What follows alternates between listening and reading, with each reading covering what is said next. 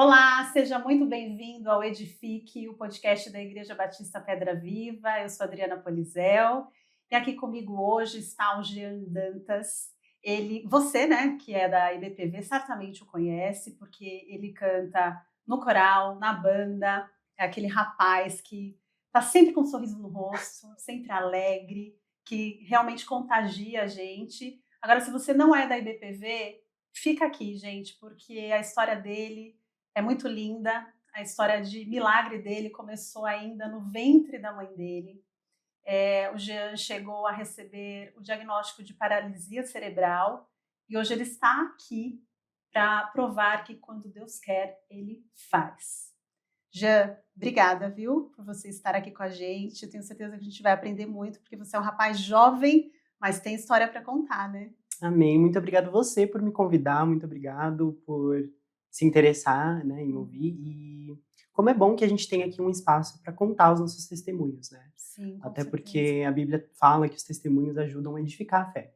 Uhum. Então, essa forma de fazer circular essas histórias que às vezes nos corredores, nos salões da igreja a gente não tem a Sim. oportunidade de conhecer, é realmente algo muito muito maravilhoso, Com assim. certeza, porque quem assiste podcast, né, às vezes chama atenção lá o famoso, né? Eu quero saber o testemunho daquele famoso, tal, daquele cantor, daquela pessoa, mas a pessoa comum da igreja tem Uhum. tantas pérolas aqui na nossa igreja, né? E você é uma delas. A sua história, o que você se tornou, o que você ainda vai fazer, porque você é um rapaz jovem, né? Tem muito pela frente. Então, às vezes a pessoa fica, eu quero um famoso, tal, mas não, gente, como a gente aprende com pessoas comuns, né? Como eu, como você, enfim. Então, eu tenho certeza que vai ser bênção esse episódio. Eu queria que você contasse um pouquinho. Você nasceu num berço cristão já? Vocês estão aqui na sua família?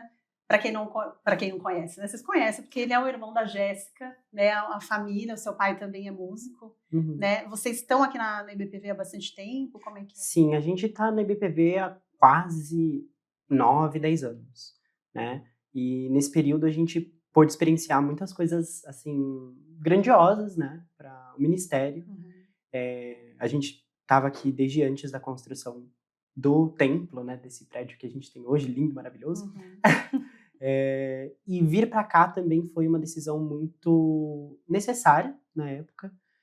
Meus pais estavam à frente de um outro ministério, e devido a outras circunstâncias, algumas circunstâncias, a gente saiu uhum, e estávamos em busca de um novo lugar para que a gente se firmasse nesse sentido. E a gente sabe como na contemporaneidade é muito complicado a gente achar um lugar onde a gente se sinta acolhido, onde a uhum, gente se sinta realmente pertencente, né. E eu acho que com relação à nossa história, a gente também vinha de uma igreja aonde, eh muito era demandado, assim. E foi muito importante o que a gente encontrou na IBPV, que era uma igreja aonde a gente poderia ser ministrado também.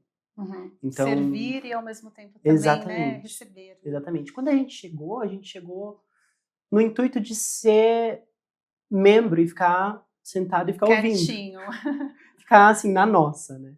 Mas quando eu sinto, né, que quando você tem um chamado, aquela coisa Uhum. realmente te chama nesse Sim, sentido. o coração não fica em Aham, paz, não tem jeito, né, o Espírito Santo exatamente. dá aquela cutucada na gente, né. Exatamente. Então, em poucos meses, se eu não me engano, nós já estávamos lá na frente, já estávamos fazendo o que, assim, o nosso coração arde para fazer, que é Uhum, nessa parte de adoração, de levar a igreja, né, à adoração, que eu acho que é a questão principal do momento do louvor, assim. uhum. Então você cresceu nesse ambiente, foi criado no evangelho, sempre nesse contexto Uhum. familiar, junto com a família, indo à igreja com a família. Uhum, exatamente. Então, desde que eu nasci, esse é o meu ambiente, né, a igreja faz parte da minha rotina, servir na igreja faz parte da minha rotina desde que eu me entendo por gente. E como eu mencionei, também houveram momentos onde os meus pais estavam à frente de certos ministérios, então fazer parte e ver situações, e ver pessoas sendo cuidadas, então toda essa questão do servir, né, que existe no evangelho, eu pude experienciar durante minha vida toda, né. Uhum, E é algo que, querendo ou não, também me forma como uhum, pessoa, como indivíduo, né. E algo que espiritualmente é indispensável, que é a comunhão, mas algo que, para mim, em específico, eu acho muito crucial, muito importante, né? E minha família toda, praticamente, é cristã, evangélica, tanto do lado do meu pai quanto do lado da minha mãe. Então, é muito bom também você ter uma base, assim. Sim, é um né? privilégio, né? Muito bom, muito É um bom. privilégio. E aí a sua história, então, começa ali no ventre da sua mãe, a sua história de milagre. Conta pra gente isso. Então, como você mesma já antecipou pra gente, eu tenho um diagnóstico de paralisia cerebral, mais especificamente paralisia cerebral esplégica dispástica, alguma coisa assim. Você E tem esse tenho, diagnóstico ainda? tenho esse diagnóstico, tenho os laudos que comprovam Meu esse Deus. diagnóstico, então não é algo assim necessariamente revogado, mas isso faz parte, na minha opinião, faz parte do milagre, para que isso seja, para que esses dados sejam confrontados, né? O que o papel diz e o que as pessoas veem. Isso é importante para que isso seja real, né? Para que as pessoas saibam que é real. Mas vamos lá. Então,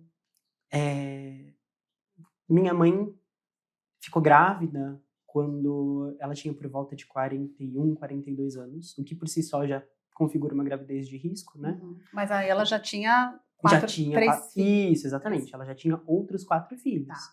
Eu sou caçula de 5, né? Somos uma família grande. Grande, hein? Deve ser daquelas famílias Sim, barulhentas. sim, mas é ótimo, eu adoro. Mas enfim, então ela já estava numa idade mais avançada no quesito da gravidez.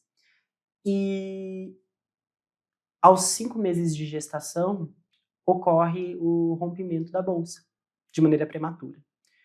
Então ela é internada no hospital público mesmo, e passa um mês internada, porque eu nasço de 6 meses, eu nasci prematuro. E esse período, para ela, foi um período de muito sofrimento. Foi um período muito difícil. E eu costumo falar para ela que esse testemunho, às vezes, é mais dela do que meu. Apesar de, sim, existir uma história após essa situação que eu vou contar, né? Com relação a mim. Mas eu só posso imaginar o que ela viveu, o que ela experienciou nesse período, né? E as coisas que ela me conta, por exemplo, são que ela teve que ficar muitas vezes amarrada ou sedada para evitar movimentos bruscos, para não ocasionar mais perda do líquido amniótico da bolsa. E os médicos inicialmente tentaram me manter lá dentro para que eu me desenvolvesse um pouco mais, mas chegou ao ponto que não havia mais essa possibilidade. E, na verdade, os médicos um dia chegaram até minha mãe e disseram que seria necessário ela fazer uma escolha. Ela precisaria escolher entre a vida dela ou a minha, porque não existia a condição médica de salvar os dois. E nesse ultimato assim que ela recebe, ela fica sem chão, né? Imagino como isso deve ter sido. E sem saber o que responder, eles vão embora, dizem para ela pensar um pouco. Mas ela conta que quando eles se ausentam da sala, um outro médico entra. Só que esse médico, ela narra que ele não tá usando roupas, um jaleco normal, ele tá usando roupas de cirurgião. Avental cirúrgico, a touca. E ela achou isso meio estranho, assim. Porque os médicos saíram, estavam normais. E ele entrou, sentou na cama dela e disse assim, vamos lá? Aí ela, vamos pra onde? Né? Ele falou, vamos fazer a cirurgia. Vamos tirar o seu bebê.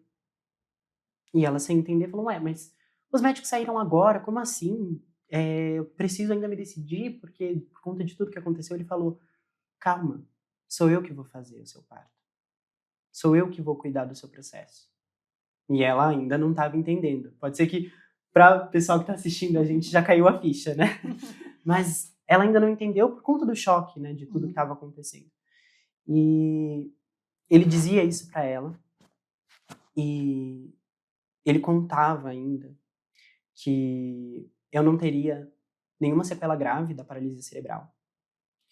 Que os médicos diziam, né, que se eu sobrevivesse, eu iria desenvolver a paralisia cerebral, isso já estava posto, já foi identificado desde o feto, né, e portanto, eu teria uma vida muito dependente, eu não seria autônomo, não conseguiria andar, não conseguiria falar, dependeria mesmo de outras pessoas.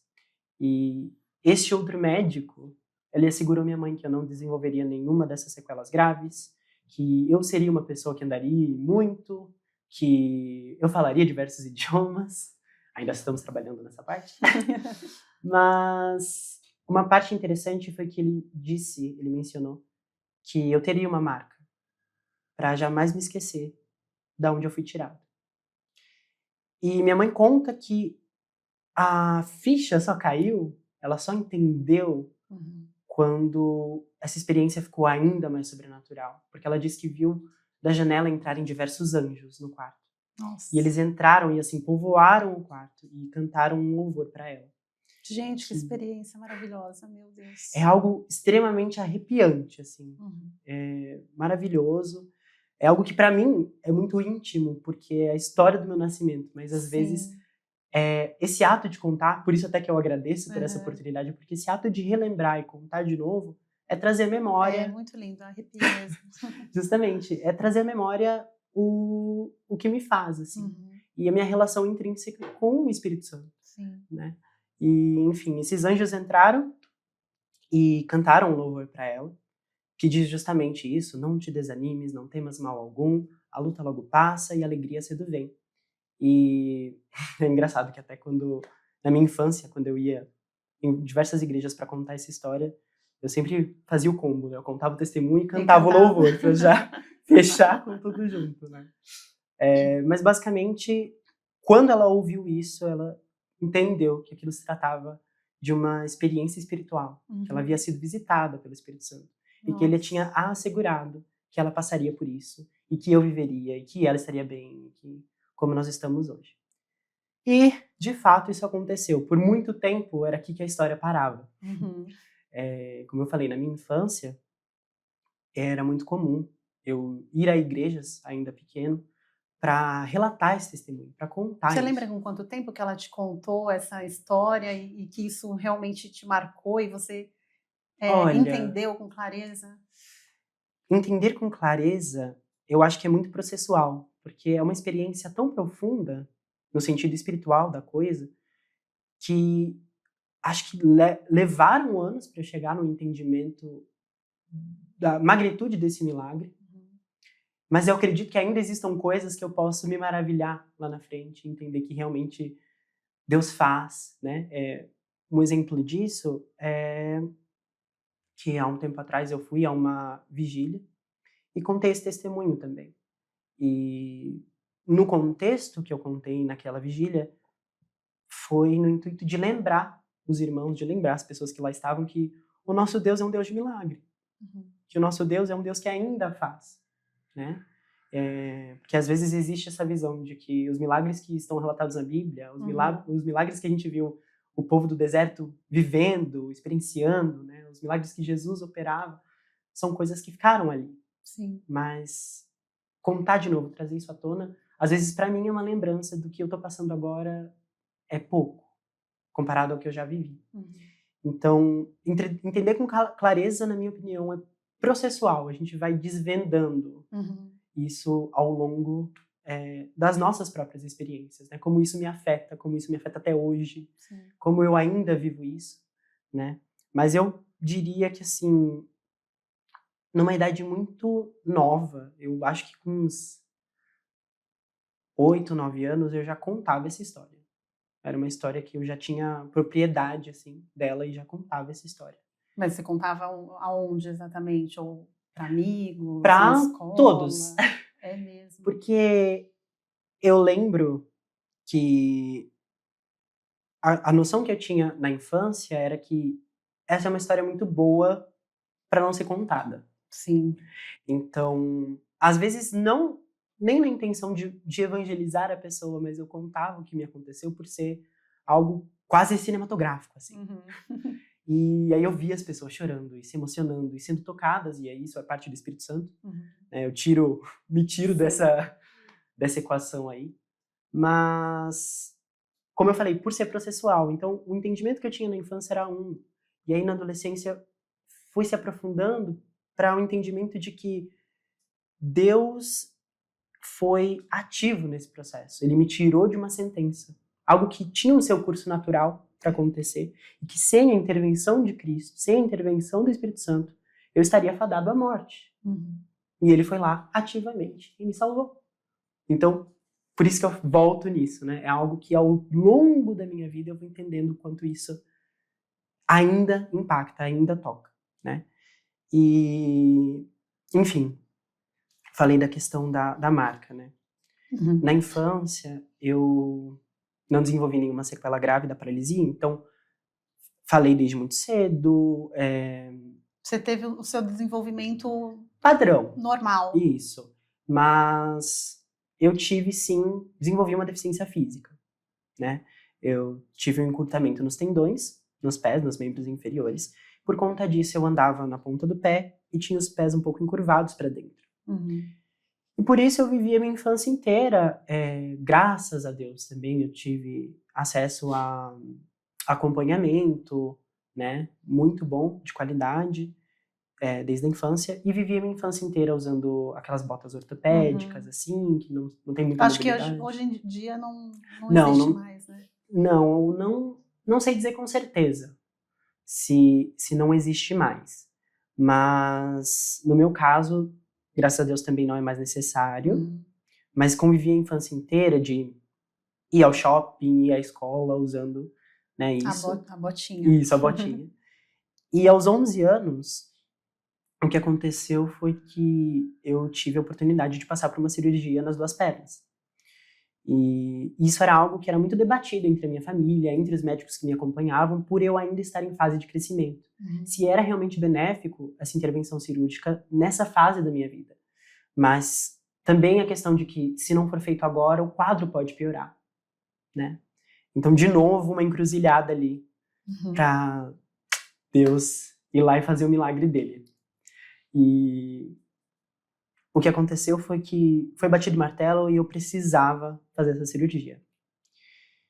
E voltando um pouco, tem uma questão pessoal, agora falando do trabalho íntimo que o Espírito Santo fez na minha vida, que por conta de toda essa história cinematográfica do meu milagre, do meu nascimento, quando eu era criança eu tinha a percepção de que eu ainda seria curado da minha deficiência física. Porque quando eu era criança eu contava a história de um menino que foi tirado da paralisia cerebral. Então, eu cria quase como se o milagre tivesse em 50 não, vai, uns 80%, né? Eu não entendia porque eu ainda tinha aquela condição. E eu acreditava, de verdade, de maneira infantil, que um dia eu ia dormir e acordar podendo andar normal, sem precisar usar a botinha, tanto que meus pais contam que eu não usava tanto assim, né? Eu deixava jogada ou jogava lá no lixo, porque eu não reconhecia, não me via naquela condição, por conta da minha história. E por conta disso, quando a notícia da cirurgia chegou para mim, foi um baque muito forte, porque de uma maneira infantil também, eu entendi como se eu precisasse de intervenção humana, significa que Deus não queria fazer algo. Aquilo te frustrou. Muito. E é muito doido pensar nisso para uma criança de, na época, 9, 10 anos, né? E eu sempre fui uma pessoa um pouco introspectiva nesse sentido, de gostar de analisar, de gostar de ler esse quesito emocional. Talvez até por isso que eu faça psicologia hoje em dia. Mas, olhando, né, nesse retrospecto, eu consigo perceber que isso foi algo que realmente me abalou muito. E eu achava que Deus tinha me abandonado, que Ele não queria completar o milagre, que eu tinha sido esquecido. E que... Interessante a sua percepção. Justamente. E que se era para o homem tocar, se era para o homem mexer, era porque Deus não queria fazer. E isso me causou uma grande fobia do processo cirúrgico. Eu tinha fobia de tudo que remetesse a ambiente hospitalar, a questão cirúrgica. Então, passar a frequentar os tratamentos que eu sempre fiz se tornou muito aversivo para mim. Nossa. Eu dizia para os meus familiares, porque eu fazia tratamento na ACD, né? E eu dizia para os meus familiares que eu não deveria estar ali, que estava errado aquilo. Então, era uma negação muito forte de uma condição que era minha, né? Que hoje em dia eu reconheço como isso faz parte da minha história. Uhum. Mas isso de uma forma um pouco revoltada, rebelde? Eu não diria rebelde, eu acho que inconformado. Então, não num ponto de vista, assim, de ir contra ou me rebelar, nesse sentido, de não querer ir ou espernear, ou ir chorando, chegar lá e dar aquele showzinho. Eu sempre fui, porque o ambiente, por ser pensado para crianças, querendo ou não, era um ambiente agradável, né? Os profissionais sempre foram muito agradáveis, sempre tiveram um manejo adequado pra gente. E que você estava habituado, né? Já que você ia tantos anos. Sempre fui.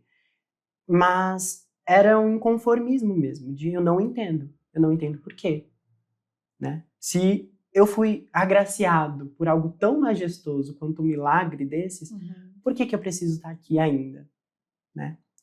E nesse processo da cirurgia que isso foi sendo desconstruído em mim. E por isso que eu falo que é um milagre mais interno, né?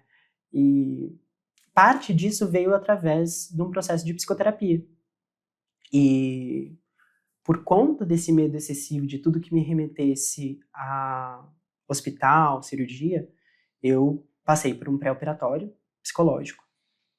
E aos 10 anos de idade, estava fazendo terapia. E eu lembro de ficar assim, basicamente, com a minha psicóloga na época. A gente ficava sentado, ela na mesa dela e eu sentado num banquinho. E a gente conversava sobre as coisas, e conversava sobre tudo. Coisas que eu até não entendia por que a gente estava falando, se tinha relação com o assunto ou não. Mas, enfim, você se sentia à vontade para falar, você realmente abriu o coração. Me sentia aberto, assim. Isso que eu acho que é importante também nesse processo. E eu lembro de um dia a gente pontuar isso, tocar nesse assunto principal. E eu dizer para ela justamente isso, falar que eu entendia como se Deus tivesse me esquecido. Eu entendia como se Deus não estivesse olhando para mim, como se ele fez, olha a audácia, né? Ele fez pela metade. Nossa. E ela virou para mim e disse: mas quem você acha que dá sabedoria para os médicos fazerem o que eles fazem? E naquela hora foi assim, a peça final, exatamente, a peça final para tudo, ó. Eu nunca pensei por essa ótica antes, eu nunca pensei por esse lado antes. E isso me abriu um novo ramo de possibilidades, né? Que é entender justamente a multiforme sabedoria de Deus. Entender que Deus não tem um script necessariamente de como ele vai agir com cada um. Ele tem relacionamento com as pessoas. E o que ele busca com cada um é que o adorem em espírito e em verdade, que se relacione com ele, né? E isso foi a coisa mais importante para mim, de aprender nesse processo. E vale a ressalva também, vale esse adendo. O quão foi importante para mim que a minha terapeuta, a profissional que me acompanhou, não negou a minha fé, não negou o que eu cria e, na verdade, se valeu disso. Entendeu como isso era algo basal, algo que me fundamentava enquanto pessoa. Para me ajudar, para me entender, né? E depois desse processo todo, eu lembro que aonde a gente fazia as sessões, no corredor que a gente passava para entrar nas salas, tinham cadeiras de rodas que ficavam empilhadas, assim. Enfileiradas, na verdade. E aquilo foi sempre algo muito aversivo para mim. Então, quando eu olhava, eu não queria olhar, ou eu passava olhando para outro lado, porque havia a possibilidade de eu passar um tempo usando cadeiras de rodas no processo de recuperação da cirurgia. Tá, no pós-operatório. Exatamente. E por isso me remetia ao processo cirúrgico, então já vinham todas aquelas coisas na cabeça. E eu lembro que no final desse processo, a gente passou para esse corredor de novo, só que eu passei olhando para as cadeiras. E ela virou para mim, a minha terapeuta, e falou assim: você quer dar uma volta? Eu falei: eu quero. Nossa. E aí ela me colocou em cima da cadeira de rodas. E aí foi aquela coisa de criança mesmo de descobrir. Então eu olhava para a roda e a roda se mexendo, eu colocava o braço no encosto do braço, e aí eu olhava para trás e ela me empurrando, e aí ficava mais rápido. E eu descobri um novo mundo do qual eu estava me privando, de certa forma, né? Uma nova forma de existir, de certa forma. E fui até meus pais, assim, na sala de espera. Dei oi pra eles, ai, não sei o quê. Aí minha mãe, nossa, aconteceu alguma coisa, porque meu filho, pensa você, deixa meu filho com essa moça, meu filho entra andando e sai na cadeira de rodas, tá tudo bem? E aí lá vai a psicóloga acalmar minha mãe. Mas o quanto isso é algo que é muito importante, muito simbólico no meu processo de transformação, né? E o fato, que eu acho muito curioso, porque, né, as pessoas podem estar pensando, você pode estar pensando, o que isso tem de milagre se a gente está falando de terapia, né? Se a gente está falando de processo psicológico. O quanto que, como a gente citou, né, multiforme sabedoria de Deus, o quanto que o fato dele ter usado uma profissional de psicologia, alguém da área da ciência, para desmistificar algo que tinha raízes espirituais em mim. É verdade. Então, como a minha questão era justamente não reconhecer que Deus poderia usar essas pessoas, que Deus poderia se valer do conhecimento que eles adquiriram, ele usou uma pessoa que estudou muito, que aprendeu muito, ele usou a vida daquela mulher para poder tirar de mim uma coisa que me prendia. Olha que coisa incrível, né? Justamente. Então, e talvez essa pessoa nem tivesse o conhecimento, não fosse uma pessoa temente a Deus, mas foi usada por Deus para trabalhar na sua vida. Com certeza. Como Deus trabalha, né? Amém, é maravilhoso. E aí entra essa questão processual, né? Ao longo da minha vida eu fui percebendo esses detalhes. E eu fui falando, Deus, obrigado por você ser tão cuidadoso. O que eu achava que você não olhava para mim, o que eu cria que você tinha me esquecido, na verdade, o seu cuidado ele é tão minucioso, ele é tão pontual, ele é tão nos mínimos detalhes. Sim. E às vezes a gente não percebe. A gente não se dá conta que existem sim essas pequenas simbologias que vão falando com a gente. São coisas que falam conosco. Sim. E você teve essa percepção ainda novinho. Muito novo. Você conseguiu sentir tudo isso, todo esse mover ainda... Muito novo. Ainda novinho. Eu acho que pouco depois da cirurgia, porque o processo pós-operatório também foi muito assistido por pessoas, mas também creio que teve esse cuidado de Deus, porque foi falado que eu teria que ficar no mínimo uns 3 meses com os 2 pés engessados. Então entra essa questão da cadeira de rodas que eu comentei, e graças a Deus minha recuperação foi muito rápida, eu fiquei 1 mês com cadeira de rodas só. Que é algo que é, assim, quase impossível, pensando que o mínimo eram 3 meses para uma cirurgia que não foi muito invasiva, mas era uma cirurgia nos 2 membros inferiores, enxerto de nervo, então era delicado, sim, né? Mas até nisso eu vejo a mão de Deus. Como ele não me deixou desamparado. Me mostrar, não, você não vai ficar nessa situação. Isso que você tinha medo de acontecer, eu tô te protegendo, eu tô te guardando disso também, né? Vale a ressalva aqui também para dizer que nenhum tipo de deficiência é algo que a gente deve desmerecer. Hoje em dia, eu me reconheço como pessoa deficiente, né? Apesar de ser uma pessoa,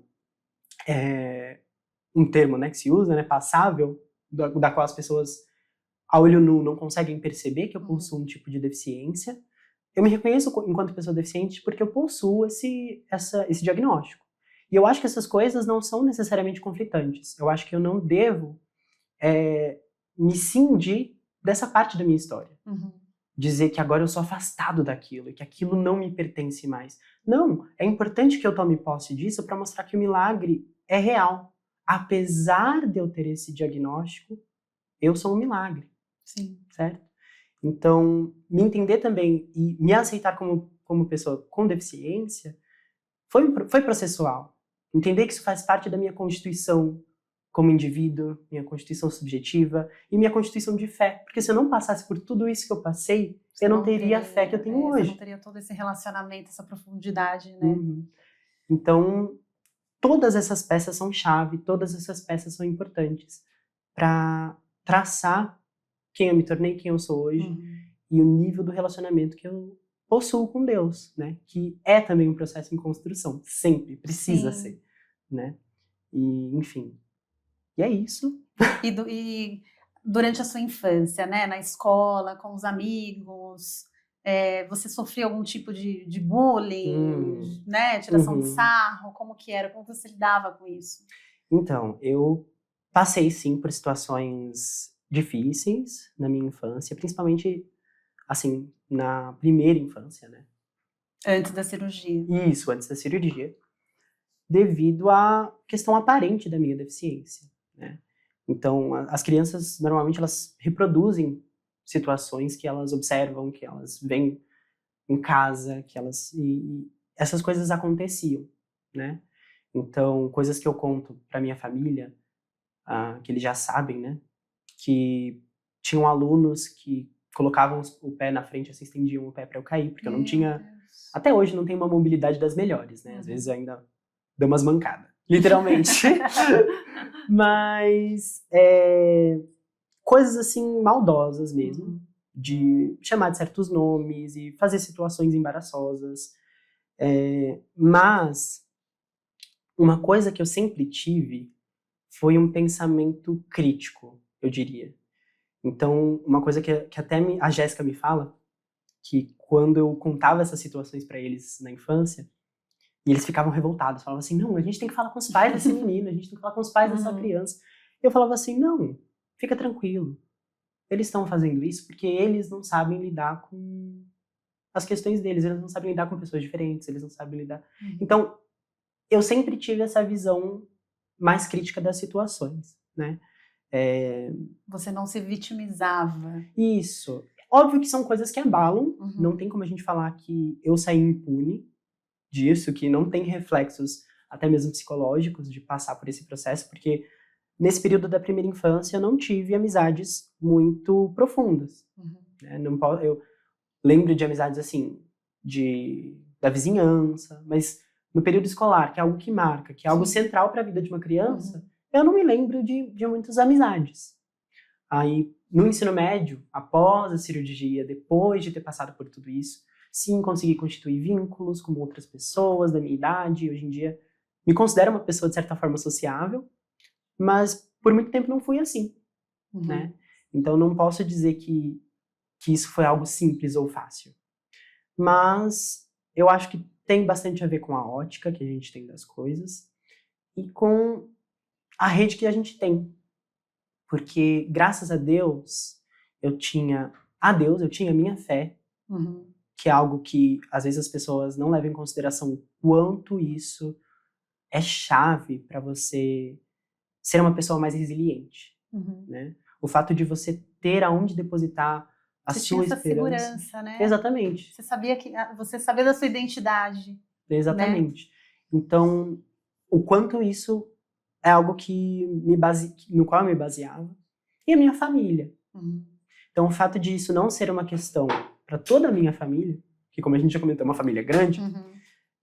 a opinião dos outros era algo menor, de certa forma. Mas, óbvio que existem reflexos. Aí, na escola eu passei por essas situações, na adolescência, depois da cirurgia, entrou a outra questão, que é algo que me acompanha mais atualmente, que está dentro da vivência de uma pessoa com deficiência, que é ter que contar da sua deficiência. E aí eu não digo Uhum. necessariamente do testemunho, mas situações como, por exemplo, você tá andando na rua e as pessoas notam que você anda diferente, perguntam se tá tudo bem e você tem que, Hum. não, é porque Explicar. eu tenho a condição e tudo mais. Uhum. E até mesmo questão de reivindicar direitos é um pouco difícil, Uhum. porque por eu fazer parte desse grupo da população, uma pessoa com deficiência, e não ser uma pessoa com uma deficiência visível, às vezes isso torna muito difícil para aceitação de certas Sim. pessoas e de certos órgãos públicos, né. Então existem outros reflexos dessa vivência que me acompanham até hoje, Uhum. mas no ponto de vista pessoal e eu acho que espiritual, essa vivência que eu tive ainda na infância foi crucial para que eu desenvolvesse uma maior resiliência frente a outras coisas, para que eu desenvolvesse a minha fé, Uhum. né, e saber que a nível comparativo, tudo que eu for passar daqui pra frente não se compara da onde eu saí, né, da onde eu vim. Uhum. E é tão lindo ver a forma como você fala com tanta segurança, né, uma plenitude, né.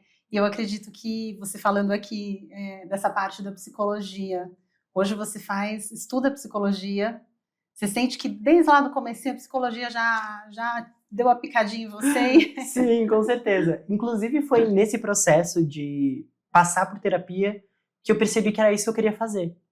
Então, olha só como... De ajudar o outro, Exatamente, né, com essa exatamente. ciência. Então, assim, quando eu percebi, aí vem aquela parte processual, né? Eu acho que o que veio primeiro para o meu eu criança não foi o fato da experiência espiritual que aquele encontro tinha sido, mas sim o quanto aquilo tinha me ajudado. Uhum. Objetivamente, de maneira simples, passar por essa conversa, entre muitas aspas, foi algo que me transformou. Uhum. Então eu quero poder possibilitar isso para os outros. E foi aí que eu entrei em contato com a profissão da psicologia, e foi aí que, a partir daí que eu comecei a dizer que era isso que eu queria ser. Então tem aquela coisa de criança, o que você vai ser quando crescer? Desde muito novo que eu falo que eu queria ser psicólogo. É mesmo? Desde pequenininho você falava isso? Desde muito novo que eu falo que é isso que eu quero fazer, que é isso que eu quero ser. E que tinha essa ideia na minha cabeça. E é óbvio que isso vai moldando um pouquinho dos nossos gostos, das nossas escolhas de vida. Mas foi através dessa experiência que eu podia entrar em contato com algo que me fisgou, como você falou, que deu essa picadinha no meu coração. E aí entrei na faculdade em 2021, vou me formar no que vem, e tem sido assim, a cada aula que passa, a cada semestre que passa, eu falo assim, nossa, eu escolhi a coisa certa, assim. Realmente é isso que eu quero fazer, com isso que eu quero trabalhar, assim. E aí, Jean, eu tenho visto, acompanhado, né, que muitas pessoas quando começam a universidade acabam perdendo a fé, né? É um perigo. Hoje em dia você tem que pensar muito bem a universidade. Eu como mãe, por exemplo, já fico pensando que universidade minha filha vai estudar. Aconteceu isso com você? Aconteceu. É mesmo? Aconteceu. Minha mãe teve bastante essas questões. Eu acho que é da mãe se preocupar, né? Se não for por isso, é por outra coisa, porque a mãe é É a preocupação constante, né? Vocês sabem, você conhece. Mas enfim, então teve bastante esses questionamentos, sim. Mas era algo que eu tinha tanta certeza no meu coração que eu não me deixava abalar. Tanto do fato da escolha da psicologia, quanto da minha fé. Então, como eu falei, essas experiências que eu vivi deixam inegáveis a existência de um Deus. E que esse Deus se importa comigo. E que Ele cuida de mim. Então, essas verdades estão muito sedimentadas para serem apagadas na minha vida, assim. Mas houve sim esse questionamento. Não vou negar que houveram momentos dentro do curso, dentro da graduação, onde não vou dizer que isso foi abalado, mas que isso foi questionado, né, até internamente. Eu mesmo falar, nossa, mas isso aqui, né? Mas o que eu acho, né? Tem uma coisa que eu falo, acho que eu falei até para a pastora Camila uma vez, que é da nossa igreja também, que a gente estava comentando sobre isso, porque ela, teóloga incrível, né? Sim. E a gente estava comentando sobre isso. E aí eu falei, nossa, que Deus é esse que não aguenta 5 anos? Que Deus é esse que eu creio, né? Nessa questão crítica, de problematizar, né? Que Deus é esse que eu creio, aonde é esse lugar que eu deposito a minha fé, do qual não dura 5 anos. Dura uma vida inteira até agora. Sim. Mas se eu entrar agora na faculdade, daqui a 5 anos eu vou ser outra pessoa. Aonde é que eu estava depositando a minha fé? E quando eu digo que Deus é esse, eu não estou criticando a Deus, eu estou dizendo, e eu nessa situação, né? Será que tinha a ver com o Deus que eu cria ou da forma que eu cria? Entendeu? Então, é a parábola, né, de não construir a casa na areia. A gente precisa ter uma base firme, uma base sólida. A palavra também diz para que a gente precisa esconder a palavra no nosso coração. Né? A gente precisa ter uma base clara do que nós cremos. Precisamos ter experiências com Deus, precisamos ter relacionamento com Deus, para que essas coisas não sejam vãs, não sejam vagas. Sim. Porque aí, eu te digo que não é a faculdade, não é a amizade. Qualquer coisa, qualquer vento vai levar uma casa que está firmada na areia. Sim. Então, independente da idade ou do momento que esteja passando, né? Às vezes num trabalho, né? Com colegas ali. Com certeza. Né? Então, quando eu faço essa provocação de que Deus é esse que não dura 5 anos, que não aguenta 5 anos, eu estou dizendo qual é essa qualidade do alicerce. qual é essa qualidade da base a qual eu me firmei? Que não foi capaz de suportar uma faculdade, um curso superior, né? Óbvio que houveram, como eu citei, houveram balanços, houveram ali, né, situações. E tudo bem, eu acho que faz Acontece. parte, né? Principalmente na juventude, né? É muito comum, mas que bom que você teve um solo ali, né? Foi sedimentado. E eu digo que o fator principal para isso é a questão da experiência, de ter vivências com Deus e saber que Ele é real. Saber que... É engraçado, porque eu falo para a maioria das pessoas que no curso de psicologia eu enxerguei muito de Deus. Olha. Então foi muito contrário, na verdade. Óbvio que houveram, como eu falei, situações diversas. Mas no curso de psicologia eu via explicações científicas para coisas que eu já vivia. Então, explicações com dados, explicações com fundamentos de coisas que eu experienciava na minha vida. Eventos até mesmo espirituais, né? Que eles dão outros nomes, que eles dão outras nomenclaturas, que eles classificam de outra forma. Mas que são experiências que fazem parte do meu cotidiano. Então, quando eu percebi isso, eu falei assim, nossa, não é algo separado, necessariamente, né? Não estou dizendo aqui que a gente necessariamente precisa fazer uma psicologia cristã. Isso é um outro debate muito maior. Não queremos entrar nesse tema, não queremos polemizar. Outro podcast, inclusive. Mas que não precisa ser antagônico. Essas coisas podem, esses saberes podem se conversar, né? Eu tive um professor, inclusive, que ele falava bastante isso. Ele falava como a ciência é um tipo de saber que ele é muito excludente, às vezes, né? Que não aceita conversar com nada que não é ciência. Não aceita se relacionar, né? A ciência é mal feita, vamos chamar assim. Não aceita se relacionar com as outras formas de saber. E é importante a gente reconhecer que a ciência é um saber recente da humanidade. A maneira de fazer ciência, esses métodos que a gente hoje em dia aplica e utiliza, são extremamente recentes. Há muito tempo, a gente se valeu de outras formas de saber. A gente respeitou, e sim, muito as religiões e a religião, né? O espiritual. Então, dizer que isso, que tem nos guiado, que tem sido importante para a humanidade, de uma maneira geral, que eu estou falando, né? É algo inválido agora, é irreal. Simplesmente não é, né? E quando eu consegui perceber isso dentro do curso, eu falei, que bom. Que bom que agora eu descobri uma nova coisa da qual eu posso me complementar. Pode somar a mim, né? E caminhar com essas duas vertentes é muito interessante, porque tem coisas das quais eu entendo que são de ordem espiritual, tem coisas das quais eu entendo que são de ordem psicológica, tem coisas das quais só experienciando que eu vou conseguir distinguir. Então, é um campo muito rico, assim. Falar de pessoas, falar do ser humano, do funcionamento humano, da obra perfeita de Cristo que somos nós, é algo... E das emoções, né? Principalmente, que são extremamente complexas, né? Sim. Que nos guiam, muitas vezes, e que são necessárias. Eu acho que muitas pessoas, às vezes, elas se colocam numa posição muito racional, de tentar diminuir ao máximo a influência das emoções. Eu preciso tomar essa decisão da maneira mais racional possível, eu preciso ser um profissional mais racional possível, e você não leva em conta o quanto isso também é uma decisão baseada na sua emoção. A sua ansiedade, o seu medo de ser influenciado pelas suas emoções estão te guiando para se tornar uma pessoa racional. Então, até que ponto você está deixando essa emoção de lado, né? E trabalhar com isso, com essa volubilidade das emoções, é algo delicado, é complicado, é lindo, e é um lugar onde você vê realmente, como eu falei, essa obra que Cristo fez, que somos nós. Sim, tão perfeita. Tão perfeita, exatamente. E além disso, né, dos desafios ali na universidade, como que você enxerga, quais têm sido os maiores desafios aí para o jovem? Olha... Para o jovem cristão, né? Sim. Olha, essa pergunta esse é um tópico bem quente, assim, né? Porque onde a gente olhar, tem alguém dando ali os seus 5 minutos sobre o que pensa, o que acredita sobre a juventude.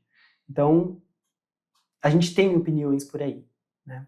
Mas o que eu vejo, o que me cabe, o que eu experiencio, acho, melhor dizendo, né? É muito uma questão de isolamento. Eu acredito que hoje em dia a gente está vivendo uma sociedade muito individualista, né? E os efeitos que isso gera são potencializados nas gerações mais jovens, porque elas não têm referência de como era antes. Um exemplo. Tem uma teoria sociológica, se eu não me engano, que se chama teoria do terceiro lugar, teoria do terceiro espaço, não lembro agora. Mas basicamente é uma teoria sociológica que fala que a necessidade da existência de um lugar que não é o trabalho e não é a casa. Então ele fala sobre como a casa é o lugar onde você aprende questões hierárquicas, você aprende questões de valores, você aprende uma série de questões. Esse estudo, né, essa teoria foca muito na linguagem, no foco da linguagem. E para a criança, um outro lugar seria a escola, para o adulto, outro lugar seria o trabalho, onde você exerce essas coisas que você aprendeu em casa, onde você exerce e você aprende outras competências. Mas há a necessidade, né? Existe a necessidade de se ter um terceiro espaço, que é onde isso se conversa, que é onde esse contato social de gente com gente é propiciado.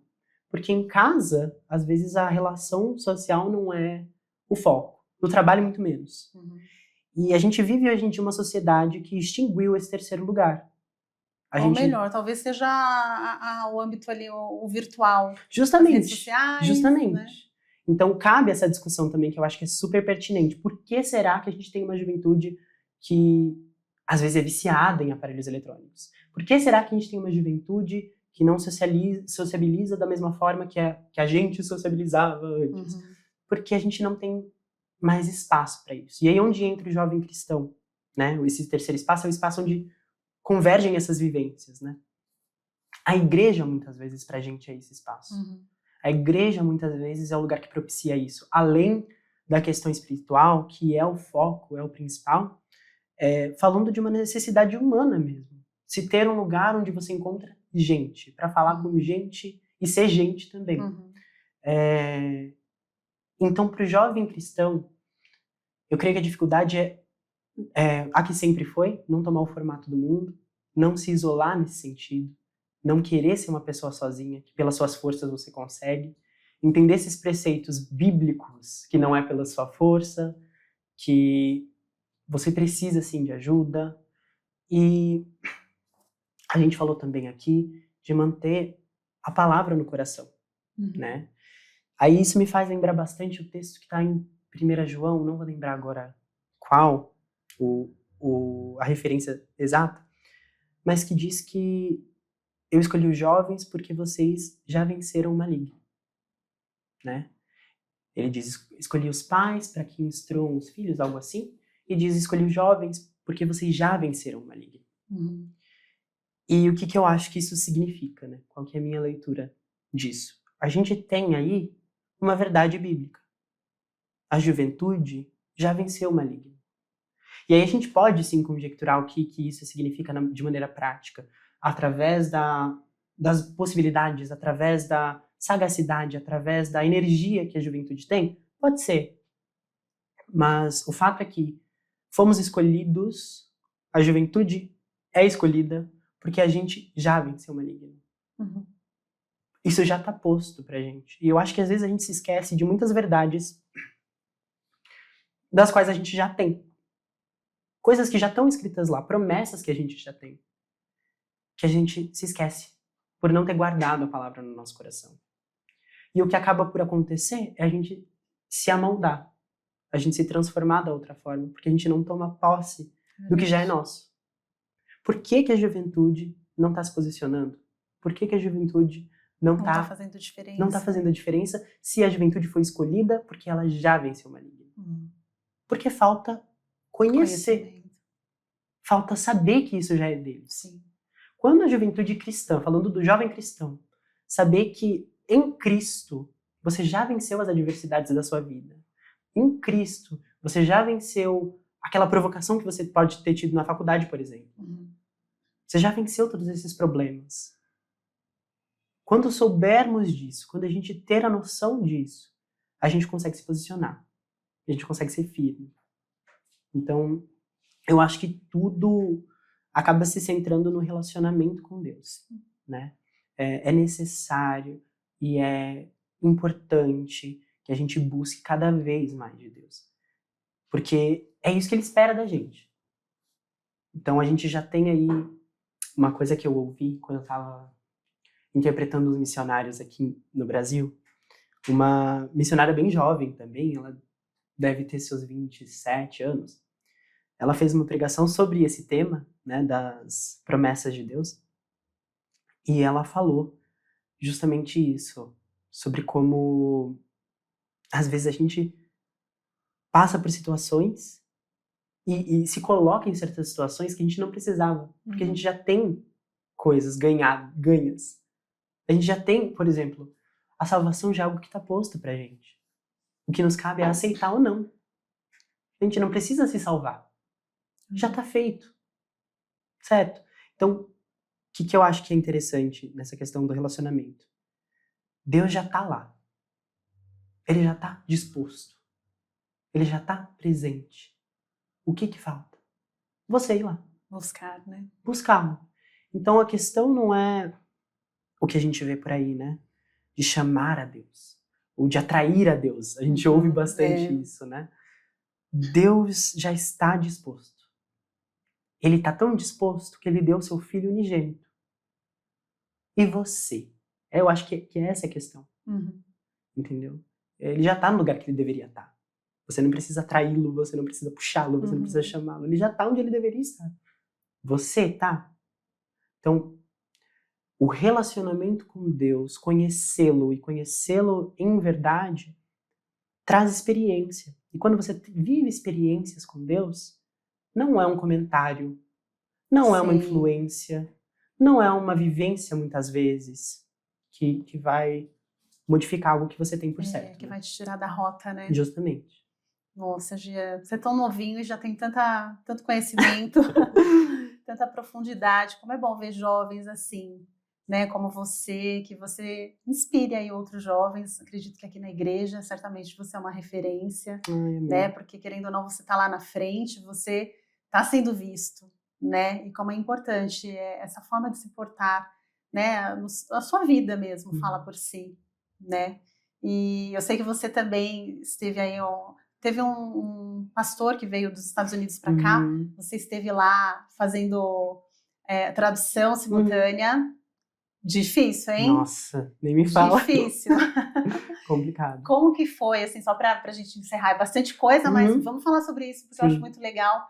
Como que você aprendeu esse dom, esse talento? Como que foi isso, de traduzir simultaneamente? Olha, a tradução em específico foi algo na raça. Eu fui fazendo e Deus foi dando graça e eu fui pegando jeito. Você não chegou a estudar, então? Não cheguei a estudar necessariamente para isso.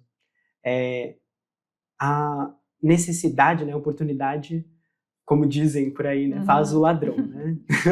Mas o inglês também tem uma história curiosa. Eu tenho um tio que também é pastor, mas ele é professor de inglês há muitos anos, mais de 30 anos. Aprendeu autodidaticamente. E ele um dia chegou na minha casa ainda, quando eu era criança, e falou que eu tinha uma percepção muito boa para idiomas. E eu acredito que isso tem a ver com a música, né? O fato do ouvido estar sempre sendo estimulado, a gente acaba percebendo certas coisas que... Mas o inglês sonoras. E a música meio que caminhou junto, então, justamente. Por isso que eu correlaciono os dois. Eu acho que a música, ela instiga você a ter um ouvido um pouco mais aguçado. E aí, para idiomas, isso é muito positivo. Porque você começa a distinguir certas coisas muito cedo, né? E ao longo da minha vida eu fui aprendendo as coisas e aprendi autodidaticamente também a falar inglês. Hoje em dia trabalho como professor de inglês. E aí a tradução chegou um pouco depois, com esse meu tio, que descobriu que eu falava inglês e falou, nossa, você fala muito bem. Ele me preparou também para ser professor, então no caso eu estudei para ser professor de inglês. Que bacana. E aí ele falou, olha, como ele é pastor, ele falou, tenho contatos com missionários. Se você estiver disposto, a gente monta uma equipe de intérpretes, e aí conforme eles forem vindo, a gente se desdobra aí para fazer propagar aí o evangelho, né? Eu falei, amém, eu topo. Mas não achei que seria tão cedo. Logo depois ele me convocou e eu fiz o meu primeiro trabalho de tradução, que foi com uma equipe missionária aqui em São Paulo. E além de missionários cristãos, eles também eram enfermeiros. Então, o que eles faziam? De tarde, eles prestavam serviço à comunidade. Eles trouxeram medicamentos, coisas assim. Transformavam a igreja local, que eles iam pregar, em um ambulatório. Prestavam esse atendimento. E à noite, aproveitavam e convidavam essas pessoas para o culto. Olha, e à noite tinha um culto onde eles pregavam. Então, meu primeiro trabalho como intérprete já foi traduzindo linguajar médico. Foi Nossa, muito super difícil. Complexo.